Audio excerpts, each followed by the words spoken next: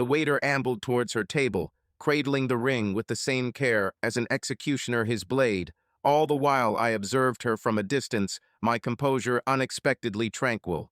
The restaurant buzzed with merriment and tinkling glasses, but to me it felt like a pause in time upon witnessing the stunned expression on his face. Initially, she caught sight of me peripherally, then focused on the ring he offered her.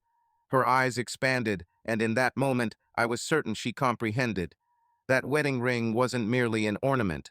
It was a mute declaration that I was privy to all secrets. It served as a warning that our union was at an end. For months, I had been a bystander to a performance where I alone remained unaware of the plot. Incessant outings, phone messages devoid of obvious work-related content, furtive giggles under cover of darkness, as if each chuckle were a silent indiscretion. I observed every nuance.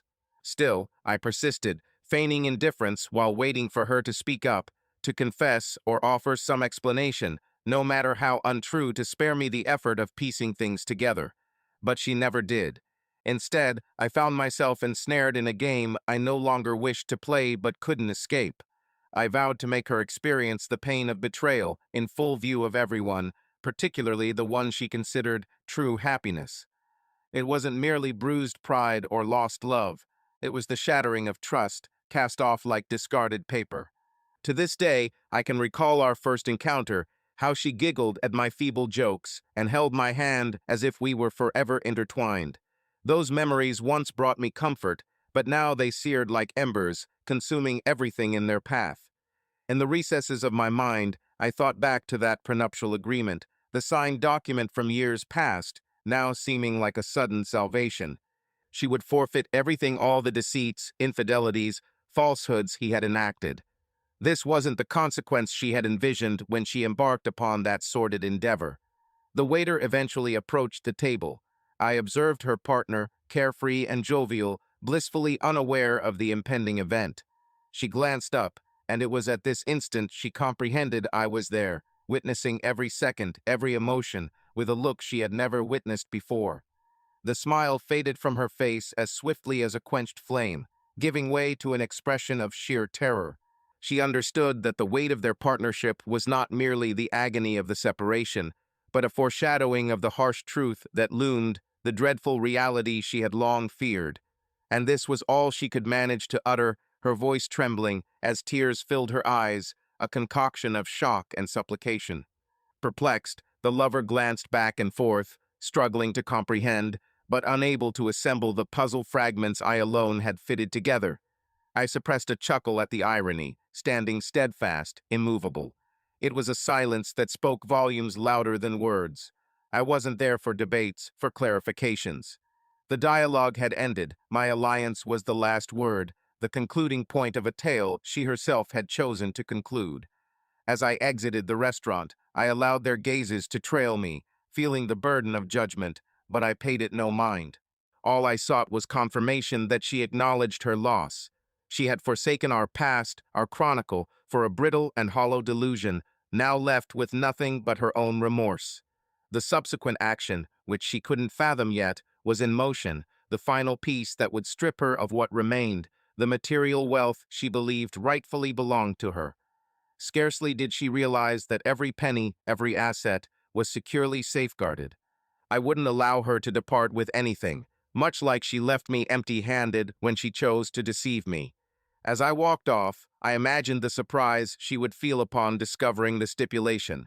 That night, what she was unaware of, but would soon find out, is that betrayal, aside from devastating our bond, would also strip her of everything she took for granted. Welcome to the channel. Here, there's no place for justifying betrayals. Each narrative shared is fictional, yet it embodies a truth. Betrayal is a toxin that shatters lives, disintegrates relationships, and leaves indelible marks. Prepare yourself for a gripping tale, where each action has its repercussions. Fasten your headset and plunge into a network of secrets and startling disclosures. A compelling story lies ahead. Adam Turner sincerely believed that he had found his soulmate in Laura. They crossed paths at a party during their final year of college, and it seemed as though time itself had paused to let them meet. Laura was captivating with her effortless smile, and her enchanting lightness. A gifted artist, Laura was passionate and poured intensity into every stroke, whether blending colors or speaking each word. In contrast, Adam was pragmatic and focused on his business endeavors, possessing a tranquil and contemplative nature that contributed to their harmonious relationship's durability over the years. For many years, Adam and Laura's marriage stood as the bond between two individuals seemingly meant for each other. Spontaneous adventures and lengthy discussions into the wee hours strengthened their connection. Adam believed he had found in Laura the ideal partner to share his life with. He was proud of his accomplished career, yet it was with Laura that he divulged his deepest dreams. They jointly purchased a house, meticulously restoring each detail from wall colors to carefully selected garden flowers, which mirrored both personalities. However, time brought alterations. Restless by nature, Laura broadened her social sphere, aiming to develop as an artist and seeking more engagement and acknowledgement. This development led to an uptick in nightly outings and cultural activities, which made Adam uneasy. Despite his discomfort, he attributed it to a phase of self-exploration that everyone was entitled to undergo. As the years progressed, Adam found solace in work, viewing it as crucial for their stability. He upheld the balance they had cultivated and went out of his way to create memorable moments with dinners, brief trips, and thoughtful surprises. However, Laura appeared distant at times, her thoughts seeming to wander elsewhere, as if she were absent. Adam observed these instances of detachment, but chose to interpret them as mere fatigue or a need for personal space. Adam held firm faith in Laura, yet, much like any individual, he was vulnerable to the uncertainties born out of daily life. Occasionally, when Laura showed signs of reserve, a flicker of doubt would surge within him, though it never lasted long. He would recall their bond, which thrived on trust and affection, serving as a bulwark against all apprehensions. The dwelling they had constructed, filled with recollections and aspirations, now echoed with a different ambience, subtly discernible yet indisputable. Profound discussions were replaced by brief exchanges, and the gaps in their dialogue grew longer.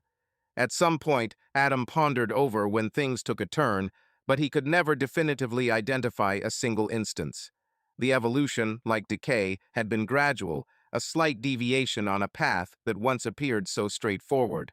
One evening, Laura returned home later than normal from a gallery displaying her artwork.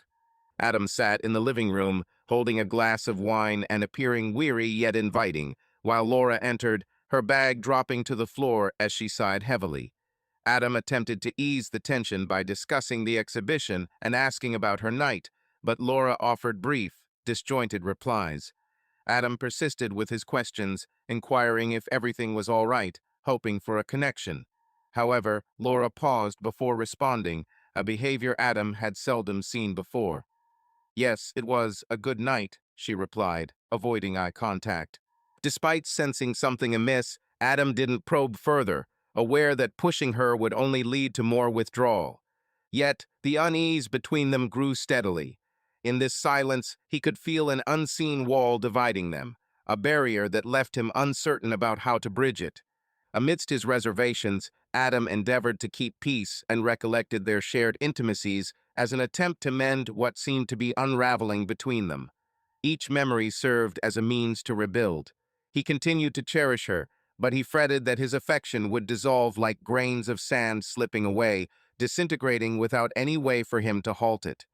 Laura, conversely, found herself immersed in her own realm, her yearning to broaden her artistic horizons and the novel individuals she encountered within art circles.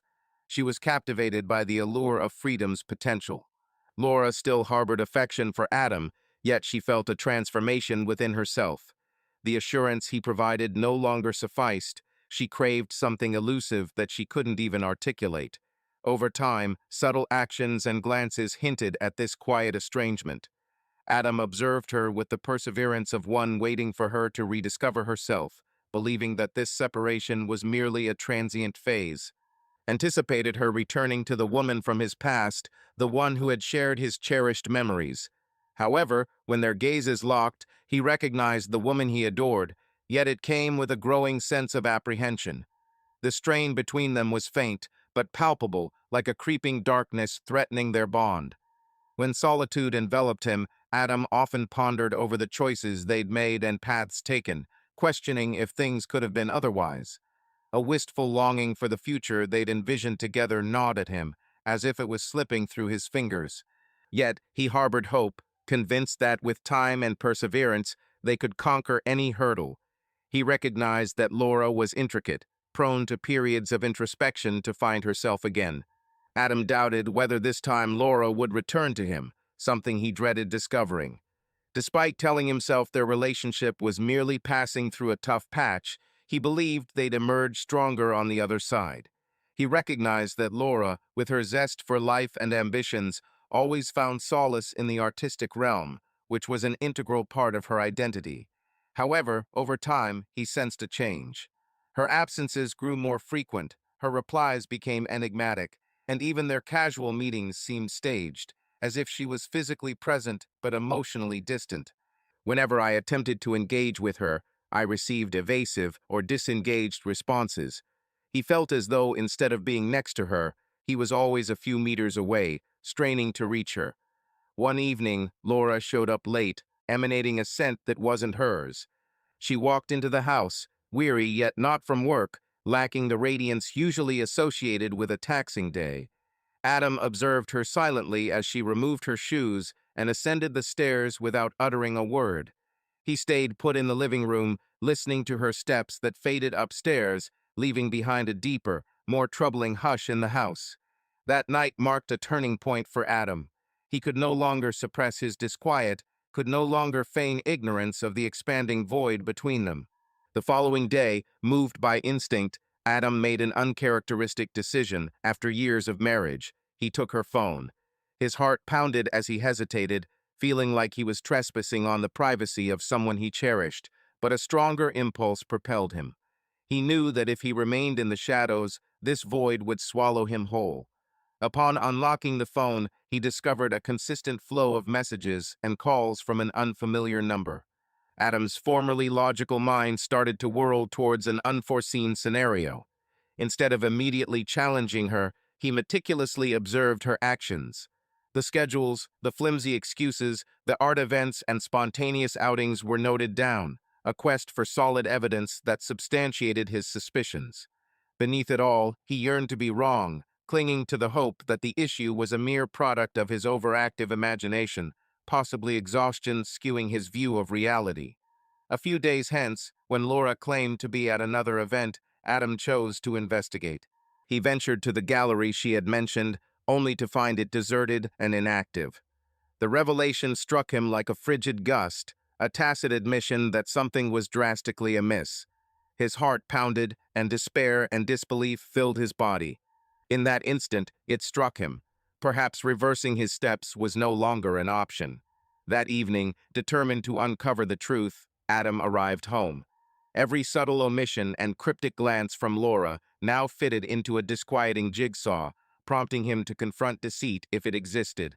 On a bright Saturday morning, as Laura prepared for another exhibition, Adam stood silently, seeming to bid farewell to a treasured past. Her voice, cheerful and detached, served as the final confirmation that something profound had shifted between them. After her departure, he took the car and trailed her, maintaining a safe distance. The discomfort in his chest was almost intolerable, and his stomach sank with every mile they traveled.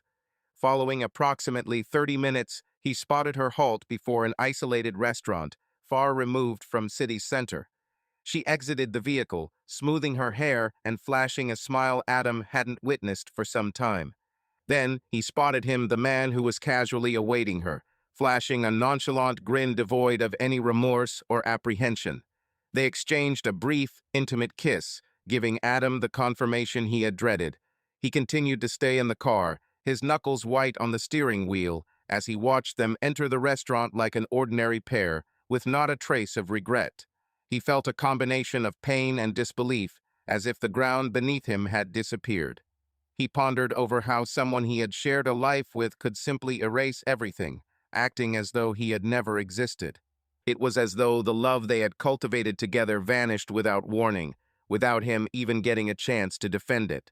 As the restaurant hustle and bustle enveloped him, a cold fury started to seep in, overtaking the initial shock.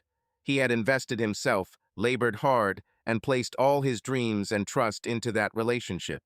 Betrayal wasn't merely a violation of trust, it was a devastating strike against everything he stood for, everything he labored to uphold. Each breath felt weighty, his heart constricted, but he comprehended he must rein in his feelings. He couldn't afford to act irrationally, he didn't wish to confront her without thought.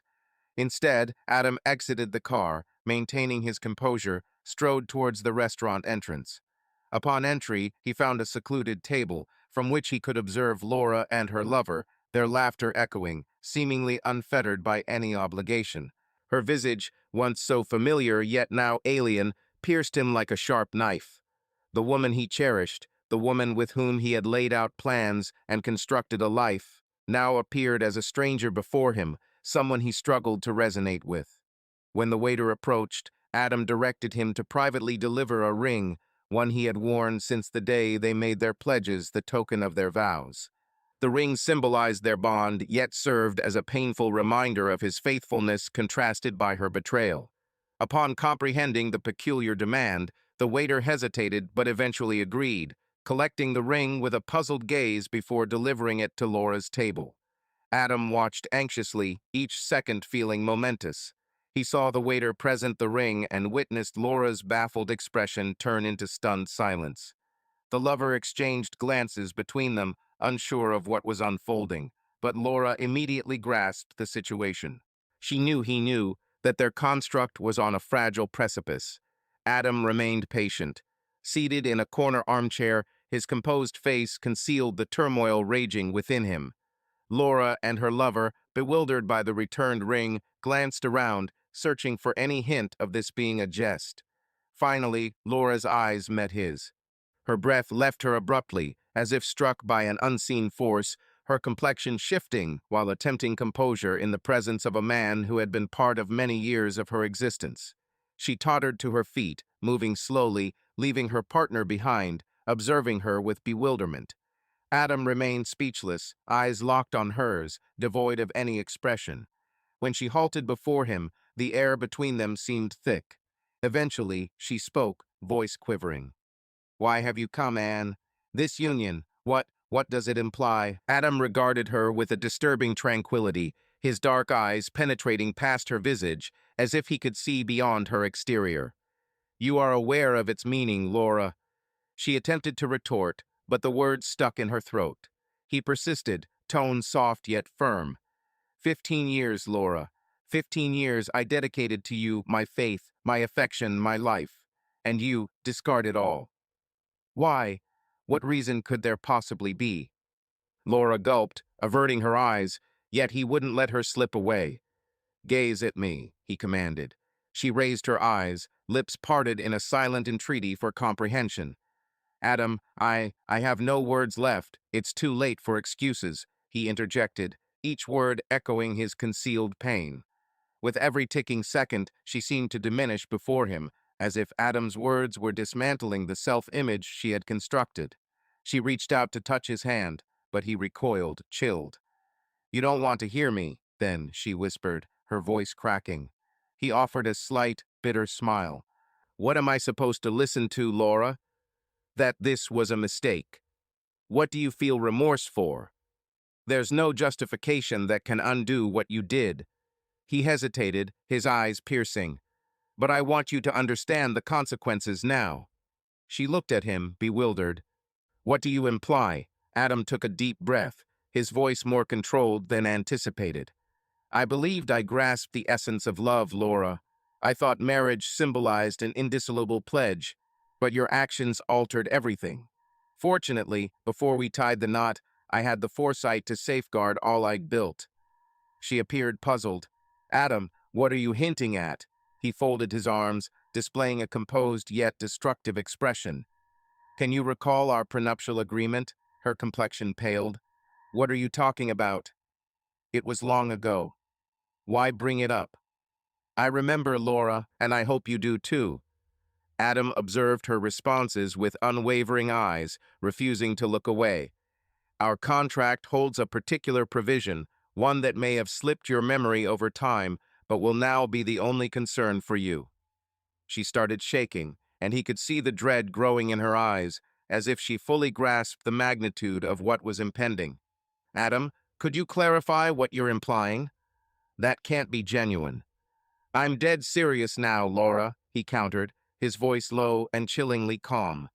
"The agreement stipulates that in case of your infidelity, you forfeit all rights to our shared possessions. The property, the money, the assets, everything. You walk away with nothing." She recoiled, struck by surprise. "That can't be correct." "You're joking, Adam," she protested. "It was a long time ago. We never took it seriously, remember? And now you must face the repercussions." Adam stood firm, resolute. "You were the one who decided to dismantle our marriage, and with that decision, you stand to lose more than just my regard. You stand to lose everything." Laura shook her head, tears welling in her eyes. She tried to speak, struggling to articulate the incomprehensible. "Adam, my confusion was evident. It meant nothing to you. You know I have always loved you. That slip of yours will come at a great cost." You interrupted her. "You thought you could escape this, but it ends now. Tomorrow, you must leave the house. This is your final night here." Your eyes widened, showing desperation and pleading. "You can't do this to me, Adam. I have nowhere else to go. I made a mistake, but it doesn't have to end like this." He looked at her, and for a brief moment, pain reflected in his eyes. Yet he knew there was no turning back. Something within him had been shattered that couldn't be mended. "Laura, I loved you more than I thought I could love anyone, but it's over now. Now, I must confront the reality that I've been deceived, that the partnership we cultivated together was merely an illusion." He fell silent, his eyes steady yet somber. "The choice lies with you," he added curtly. "You'll have to navigate this path on your own." She choked back a sob, tears trickling down her face, knowing he would not alter his decision. Adam rose without another word, departing the restaurant. She remained, gazing at the ring adorning her finger, a symbol of a pledge that now served only as a harsh reminder of my loss. Laura continued to sit in the restaurant, immobilized as she grappled with the aftermath of this turn of events. The surroundings seemed warped, the din of other patrons muffled, the lights, once inviting, now blinding. The lover watched the unfolding scene, still in shock, not fully grasping the gravity of the situation. Laura, however, was certain. Each word Adam spoke felt like a judgment, and she knew his statements were indelible. The ring in her hand felt burdensome, symbolizing shattered pledges and a collapsing future. Struggling to breathe, Laura scanned her surroundings, yearning for any form of solace or consolation that she knew wouldn't be forthcoming from those present. Her partner, uneasy with the situation's intensity, murmured half-hearted apologies while shaking his head. He reached for Laura's hand, but she swiftly withdrew it, as if then perceiving what such a gesture implied and how flimsy the support she yearned from him was. Still in shock, Laura rose from her seat and exited the restaurant. Each footstep weighed heavily upon her, as Adam's words continued to reverberate within her mind, pulverizing any lingering hope. Outside, the chill of the night paled in comparison to the creeping void inside her that caused a shiver to run through her. Laura understood that her home, filled with years of shared memories and built with Adam, was now unattainable for her. Once brimming with potential, the world now appeared constricted, an enclosed realm that echoed her error at every turn. Struggling to process the repercussions of her actions, she ambled through the city, her mind heavy with gloom. With each street she traversed, fragments of the past with Adam resurfaced, unspooling like a tape on rewind, revealing instances of joy when they seemed impervious to any adversity. She recalled every pledge, every discussion about their shared future, how he had been the cornerstone of her existence. The security, the backing, the boundless affection all slipping away from her grasp. After countless hours of aimless wandering, Laura mustered the resolve to revisit the dwelling that, in a few short hours, would no longer be hers. She entered warily, fearful of encountering Adam, but the house remained quiet. Every nook held the sting of memory as she stepped across the threshold for the final time, leaving behind all that was once familiar and soothing. It felt like the walls, pictures in their frames, every item of furniture were silently bidding him farewell. Ascending the stairs to her chamber, she observed some of Adam's possessions had vanished, as if he had already started to disassociate, to scrub clean the vestiges of their shared life. Settled at the bedside, he gazed vacantly into emptiness. I recognized there were no more pleas left to offer, no reasons to rationalize. She pondered over what words she could have uttered or actions taken alternatively, but remorse now enshrouded her inescapably. The dwelling seemed chillier and bleaker, and silence was his solitary confidant. Laura comprehended that aside from forfeiting the tangible backing and steadfastness offered by Adam, she was also surrendering something significantly more precious, a part of herself that she thought complete, trustworthy, cherished alongside him. This internal void was crushing, and she recognized it would take considerable time, if healing ever came, to alleviate the pain. As dawn broke, Laura started packing her possessions. Each item she packed seemed burdened with emotional baggage, a memento now transformed into a goodbye token. The trinkets that had once been mere everyday items, a souvenir from a trip, a book given as a present, a painting inspired by him, now represented a love she had shattered. Packing everything felt endless, and each object placed in the boxes brought back memories of moments shared, as if she was gradually extinguishing each recollection. Adam arrived mid-morning, calm and decisive. She observed him without uttering a word as she, trembling, attempted to express her emotions for the final time. "Adam," she said softly, "I understand that no words I speak can alter my actions. I wrecked what we had, I acknowledge that. But I wanted you to comprehend that this was never about you. It was a loss of myself." Adam scrutinized her without a hint of empathy in his eyes. "Laura," he said sternly, "you destroyed me. Every moment we lived together, every promise we made, it all comes into question because of your actions. There are no excuses that can rectify this. You made your decisions, and now you must bear the consequences." She hung her head, unable to meet his gaze. The silence that ensued was almost unbearable, and Laura felt the increasing weight of physical and emotional separation with each passing second. With everything packed, she eventually departed from the house. Each step felt like a heartrending farewell, and the feeling of desolation was overpowering. Adam stood in the corridor as she departed, understanding that despite the devastation wrought by their circumstances, it was the sole feasible course for both parties. Upon the door's final closure, Adam released a deep sigh, a blend of relief and sorrow. He recognized this was merely the initial phase of a prolonged healing journey, yet he was resolute in his progression. Months have elapsed since Laura exited the house filled with shared memories with Adam. She endeavored to regain her footing, but emptiness was omnipresent, an agonizing presence at every instant. Her efforts to reclaim her past life weighed heavily upon her, just as the sense of loss and regret she had felt since the night Adam presented the ring in the restaurant did. Each recollection of him evoked a keen pain, the burden of a future discarded for an instant's dissatisfaction.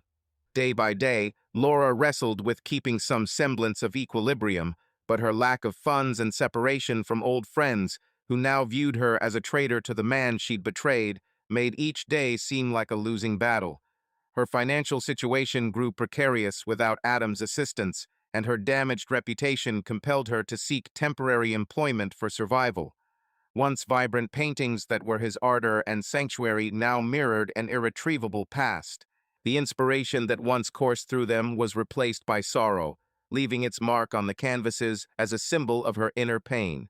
Over time, those few people who still connected with her drifted away, unable to comprehend or forgive Laura's transgression. Adam, however, remained resolute in rebuilding his life. The early months were challenging, the sting of betrayal lingering, but he transformed his pain into self-discovery.